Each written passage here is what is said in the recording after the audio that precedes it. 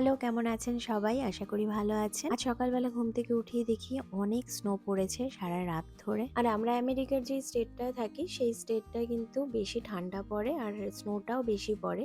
তাই অনেকেই এই ঠান্ডা জায়গা থেকে মুভ হয়ে যায়। কেননা অনেকেরই ঠান্ডা জায়গা এত বেশি ঠান্ডা পছন্দ নয় সেই কারণে। আজকের এই দিনটা ছিল মঙ্গলবার।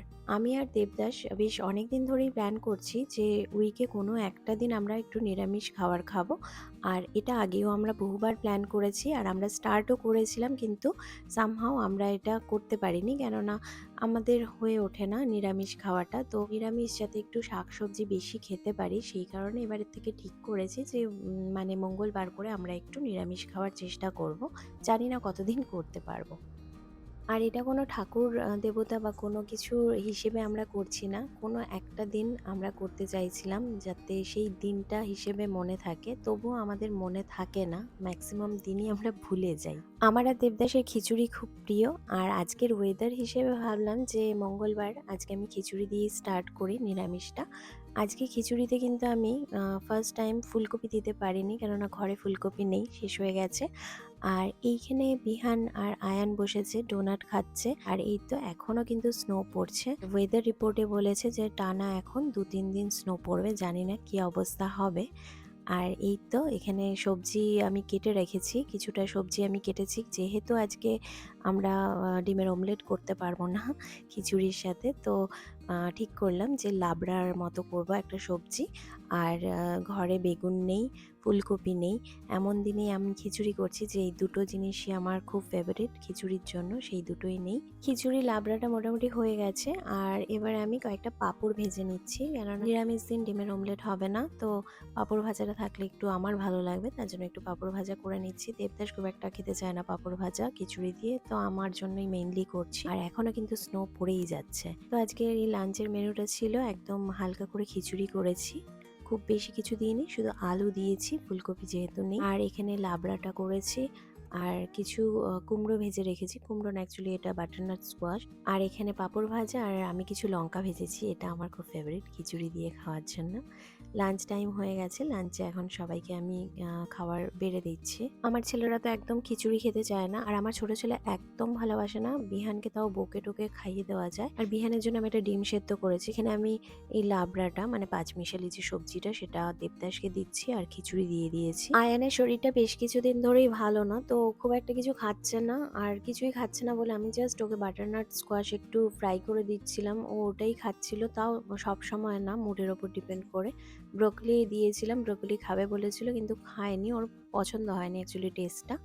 আর এটা ছিল আমার প্লেট। আমার প্লেটে আমি নিয়ে নিয়েছি খাওয়ার, সাথে নিয়েছি একটা শুকনো লঙ্কা ভাজা, যেটা ডক্টর আমাকে বারণ করেছে, কিন্তু আমার খুব ভালো লাগে, মাঝে সাঝে আমি খাই। খাওয়ার পরে দেবদাস বাচ্চাদেরকে নিয়ে আমাদের ব্যাকইয়ার্ডে গেছিল স্লেডিং করতে। একটু পরেই ওয়েদার ফোরকাস্টে আছে যে অনেক বেশি স্নো পড়বে, হয়তো আজ সারা রাত কালকে সারা দিন স্নো পড়বে। তো এই জন্য দেবদাস বলল যে আজকে কম স্নো আছে, তো স্লেডিংটা করে নেওয়া যাবে। আর বিহানও অনেক দিন ধরে স্লেডিং এর কথা বলছিল। আমি দাঁড়িয়ে ভিডিও করছিলাম বাইরে ব্যালকনিতে, কিন্তু এত অসম্ভব বেশি ঠান্ডা ছিল যে হাতগুলো যেন মনে হচ্ছিল কেটে যাচ্ছে। আর আমি না গ্লাভস পরে একদম করতে পারি না ভিডিও, আমার হাত থেকে ফোনও পড়ে যায় স্লিপ করে গ্লাভস পরলে, সেই জন্য গ্লাভস পরে নিই, তাই আমার আরো বেশি কষ্ট হচ্ছিল। বেশি দূর যেও না কিন্তু স্লিপ স্লিপ করতে বলে বাবা, হাওয়াতে উড়ে যাচ্ছি তো। আর এই তো ওরা আমার পুরো তিনজনে মিলে তো খুবই মজা মুখে করেছে, স্নো ঢুকে আমারও যাচ্ছে, খুব ভালো দাঁড়ানো লাগে। যাচ্ছে না, এভরি মুখে ইয়ার পুরো স্নো আমিও ঢুকে স্ট্রেডিং যাচ্ছে। করি, কিন্তু বেশ কয়েকদিন ধরে শরীরটা ভালো যাচ্ছে না না, না, তো আমার এর হাত জন্য পুরো আমি আর ওপরে তো তাপ চান্স পড়েছে, নিলাম আমি না, পড়েছি না, দরকার নেই আমার হাত বাইরে পুরো আর কেটে বেরোনোর যাচ্ছে। বেশিক্ষণ থাকার।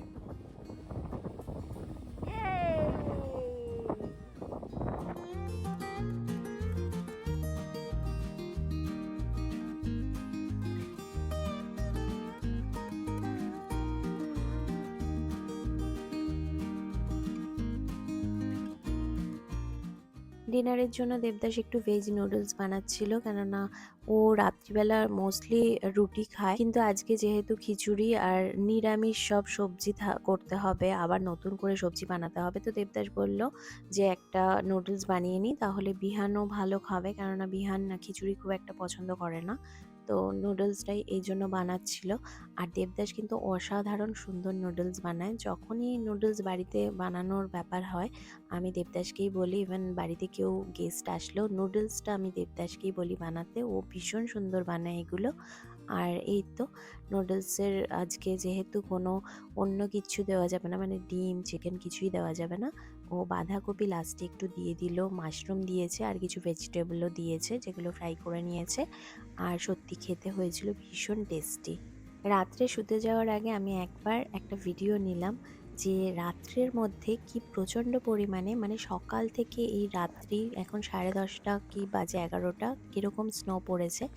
আর এইটা হচ্ছে একদম সকালবেলা, মানে পরের দিন সকালবেলা। এখনও অবধি কিন্তু মানে স্নো পড়েই যাচ্ছে, কন্টিনিউয়াস ওয়েতে পড়ে যাচ্ছে। ট্রিমেন্ডাস স্নো পড়েছে। আমি এত স্নো এত দিনে, মানে 6 বছর আমি ইউএসএতে রয়েছি, 6 বছরে কিন্তু আমি এত স্নো কখনো দেখিনি। এবারে হয়েছিল প্রায় 27 ইঞ্চ হয়েছিল স্নো। আর এটা প্রায় অনেক বছর পর হলো। আর এটা নিউজেও দেখাচ্ছিল যে ইলিনয় মানে শিকাগো, আইওয়া এইসব জায়গায় এত বেশি স্নো পড়েছে।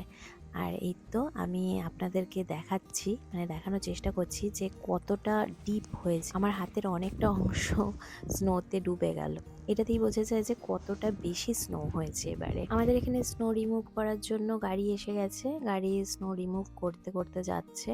যতবারই আসছে স্নো রিমুভ করছে কিন্তু আবার স্নো পড়ে যাচ্ছে। মানে এত বেশি স্নো হচ্ছে যে বারে বারে ওদেরকে এসে রাস্তা ক্লিন করে দিতে হচ্ছে। দুপুরবেলায় যেই দরজাটা খুলেছি, মানে আমি দেখছি যে আমার ঘরের সামনে, আমার দরজায় স্নো আমার ঘরে প্রায় চলে আসে, এত বেশি স্নো এইখানটায়। আর আমি বিহানকে বললাম যে চল আমার কটা ফটো তুলে দে, এই স্নোতে বেশ ভালোই লাগবে। বিহান তো ভীষণ সুন্দর ফটো তোলে আর বিহান খুব হ্যাপি যে ফটো তুলে দেবে, কিন্তু মন মতো জায়গায় ফটো তুলতে পারিনি। আমি ভেবেছিলাম ব্যাকইয়ার্ড দিয়ে গিয়ে ফটো তুলবো আমার, কিন্তু ব্যাকইয়ার্ডের আমাদের যে স্ক্রিন ডোরটা আছে সেই স্ক্রিন ডোরটা 27 ইঞ্চ যেহেতু স্নো হয়েছে, স্ক্রিন ডোরটা একদম লক হয়ে গেছে, ওটা কিছুতেই খোলা যাচ্ছে না। খুলতে চাই তাহলে ওটা ভেঙে যাবে।